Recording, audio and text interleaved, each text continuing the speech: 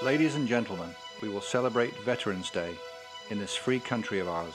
We remain free thanks to the men and women serving in our armed forces. During this entire weekend of the Brevard Association of Human Services Health Fair and tonight's Space Coast Humanitarian Awards, we would like to recognize and honor the courage, strength, and humanitarian contributions of all our veterans who have given so much of themselves for these United States of America. Tonight we have a special guest with us, a U.S. veteran and a true hometown hero from just down the road in Satellite Beach. Ladies and gentlemen, Mr. Russ Merek.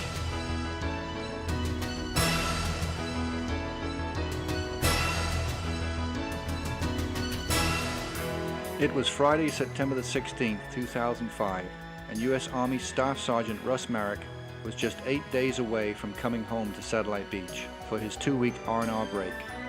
He was leading his team as a tank commander on a road south of Baghdad. Russ doesn't remember anything from that night. His family and his doctor agree that's a blessing. When an Iraqi insurgent's bomb tore through the bottom of his tank, 2 of the 4 soldiers inside were killed.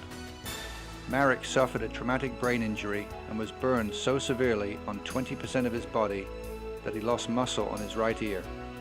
He also lost his right leg below the knee and his right arm below the elbow. He never lost his fighting spirit.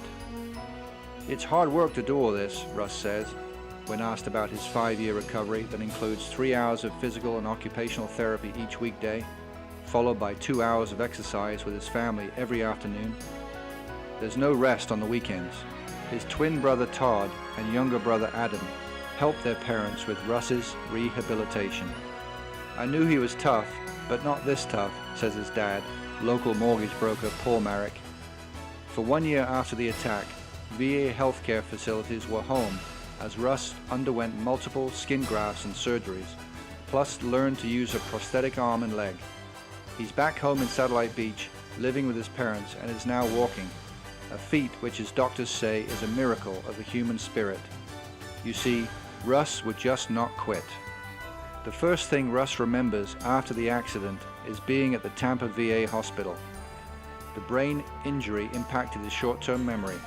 He knows he received the Purple Heart, the medal his dad calls the one no soldier wants to earn, and Russ earned it the hard way.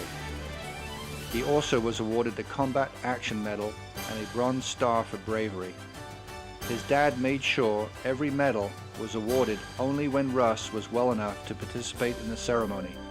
It's just one more way that he and his wife Rose have become advocates for their son. I used to joke with the nurses at the Tampa VA hospital that when we were through, I was going to become a nurse, said Rose, who lived in Tampa to be with Russ every day at the hospital during his year-long stay. I told them I learned so much that all I would need to do was take the test. Russ has that same sense of humor, joking about his older twin brother Todd, who he says is 2 minutes older than me. He even smiles when talking about his very obvious missing right ear, which he says fools people because they think I can't hear them, and actually I hear better out of this ear than my left one. The laughs can just as quickly turn to brief, unexpected tears. Russ graduated from Satellite Beach High and took classes at Brevard Community College before joining the Army and going off to serve in Kosovo and Germany, and then 2 tours of duty in Iraq. He'd been promoted to Staff Sergeant just 14 days before that fateful mission. His immediate goal is to walk unassisted. Long term, he wants to go back to college and work. His goal is to live alone again. He's doing well now, and he's very positive, says his dad. One day, he'll be completely independent again. There's no stopping Russ. Ladies and gentlemen, Mr. Russ Merek and family, our homegrown Space Coast Humanitarian hero and recipient of the 2010 Space Coast Humanitarian Special Award of Recognition.